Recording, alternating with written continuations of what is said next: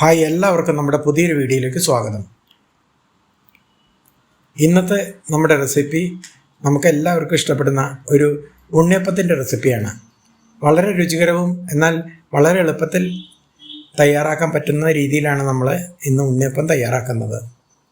അതിനുവേണ്ടി ഞാനിവിടെ 2 കപ്പ് വറുക്കാത്ത പച്ചരിപ്പൊടി എടുത്തിട്ടുണ്ട്. അതൊരു പാത്രത്തിലേക്ക് ഇട്ട് കൊടുക്കാം. ഇനി ഇതിലേക്ക് 4 ടീസ്പൂൺ ഗോതമ്പ് പൊടി ചേർക്കുന്നു. ഉണ്ണിയപ്പത്തിന് നല്ലൊരു മയവും സോഫ്റ്റ്നെസ്സും വരാൻ വേണ്ടിയാണിത്. ഇത് മാറ്റി ഇനി മധുരത്തിനാവശ്യമായ ശർക്കര 250 ഗ്രാം, അതിലേക്ക് 1/2 കപ്പ് വെള്ളം ഒഴിച്ച് ഇത് ഉരുക്കിയെടുക്കാം. ശർക്കരയിൽ അലിഞ്ഞു വന്നിട്ടുണ്ട്. ഇനി ഇത് അല്പനേരം ചൂടാറാൻ വേണ്ടി മാറ്റി വയ്ക്കാം. ഈ സമയത്ത് നമ്മളിത് ഒരു 3 ചെറുപഴം എടുത്തിട്ടുണ്ട്. വലുതാണെങ്കിൽ 2 എടുത്താൽ മതി. ഇത് മിക്സിയിലെ ജാറിലിട്ട് അടിച്ചുകൊണ്ട് വരാം. ഇനി ഇത് മാവിലേക്ക് ചേർത്ത് കൊടുക്കാം. 1 ടീസ്പൂൺ ഏലക്കാപ്പൊടിയും കൂടി ചേർത്ത് കൊടുക്കാം. ഇനി ഒരു ചെറു ചൂടോടെ ശർക്കര പാനി ഇതിലേക്ക് അരിച്ചൊഴിച്ചു കൊടുക്കാം. ഇനി ഇതെല്ലാം കൂടെ ഒന്ന് കട്ട കെട്ടാതെ നന്നായി സ്പൂൺ കൊണ്ട് മിക്സ് ചെയ്തെടുക്കാം.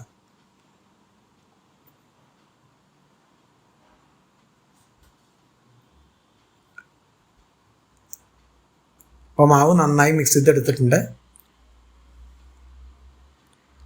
ഇനി ഇതിലേക്ക് 1 നുള്ളു ഉപ്പും കൂടി ചേർത്ത് 2 മണിക്കൂർ നേരം പുളിക്കാൻ വേണ്ടി മാറ്റി വയ്ക്കാം നമുക്ക്. 2 മണിക്കൂർ കഴിഞ്ഞിട്ടുണ്ട്. മാവ് അല്പം കട്ടി കൂടുതലാണ്. ആവശ്യത്തിന് വെള്ളം ഒഴിച്ച് ലൂസാക്കി എടുക്കാം. ഉണ്ണിയപ്പത്തിൻ്റെ മാവ് എപ്പോഴും ദോശ മാവിനെക്കാട്ടിലും അല്പം കട്ടിയായിട്ടാണ് ഇരിക്കേണ്ടത്.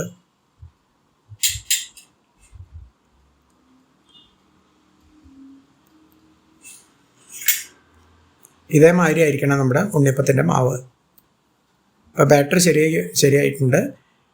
ഇനി വേറൊരു സ്റ്റൗവിൽ 2 ടേബിൾ സ്പൂൺ നെയ്യ് ഒഴിച്ചു കൊടുത്തിട്ടുണ്ട്. അതിലേക്ക് ഒരു അരമുറി നാളികേര കൊത്തിട്ട് കൊടുത്തിട്ടുണ്ട്. ഇത് നമുക്കൊരു ഗോൾഡൻ ബ്രൗൺ കളർ ആവുന്നവരേക്ക് നമുക്ക് നെയ്യിലിട്ട് വറുത്തെടുക്കാം. ഇപ്പം ഇത് വറുത്ത് വന്നിട്ടുണ്ട്. നാളികേര കൊത്ത് മാത്രം നമുക്ക് മാവിൽ ചേർത്ത് കൊടുക്കാം. ബാക്കിയുള്ള നെയ്യ് നമുക്ക് ഉണ്ണിയപ്പം വറുത്തെടുക്കുമ്പോൾ എണ്ണയിലേക്ക് ചേർത്ത് കൊടുക്കാം. മാവ് നന്നായി മിക്സ് ചെയ്തെടുക്കാം. ഇനി ഇതിലേക്ക് 1 ടീസ്പൂൺ കറുത്ത എള്ള് ചേർത്ത് കൊടുക്കാം. ഇതും കൂടി ചേർത്ത് നന്നായി മിക്സ് ചെയ്തെടുത്താൽ നമ്മുടെ ഉണ്ണിയപ്പത്തിൻ്റെ ബാറ്റർ റെഡിയായി. ഇനി എത്രയും പെട്ടെന്ന് നമുക്ക് ഉണ്ണിയപ്പം ഉണ്ടാക്കാൻ വേണ്ടി തുടങ്ങാം. അതിനുവേണ്ടി ഞാൻ ഒരു ഉണ്ണിയപ്പത്തിൻ്റെ ചട്ടിയിലേക്ക് ആവശ്യത്തിനുള്ള വെളിച്ചെണ്ണ ഒഴിച്ചു കൊടുത്ത് ചൂടാക്കാൻ വേണ്ടി വെച്ചിരുന്നു. ബാക്കിയുള്ള നെയ്യും കൂടി ഇതിലേക്ക് ചേർത്ത് കൊടുക്കാം. എണ്ണ ചൂടായിട്ടുണ്ട്. ഇനി നമുക്ക് മാവ് ഇതിൽ കുറച്ച് ഒഴിച്ചു കൊടുത്ത് ഉണ്ണിയപ്പം ഉണ്ടാക്കാൻ വേണ്ടി തുടങ്ങാം.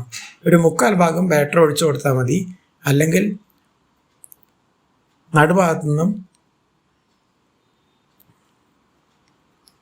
മാവ് പൊന്തി വരാൻ സാധ്യതയുണ്ട്.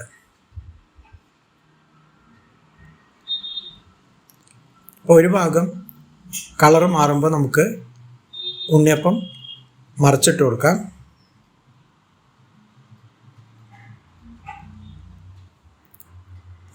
അപ്പോൾ മറ്റേ ഭാഗം കൂടി ഒരു ഗോൾഡൻ കളറാകുമ്പോൾ നമുക്ക് ഉണ്ണിയപ്പം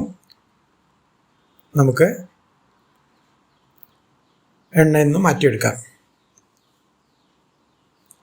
തീ എപ്പോഴും ഒരു മീഡിയത്തിൽ വെക്കണം, അല്ലെങ്കിൽ ഉൾഭാഗം വേവില്ല, പുറം ഭാഗം കരിഞ്ഞിരിക്കും. ഇതേമാതിരി നമ്മുടെ ഉണ്ണിയപ്പം എല്ലാം തന്നെ ഉണ്ടാക്കിയെടുക്കാം. നമ്മുടെ അവസാനത്തെ ബാച്ച് ഉണ്ണിയപ്പത്തിൻ്റെ മാവാണ് നമ്മൾ ഒഴിച്ചു കൊടുത്തിട്ടുള്ളത്.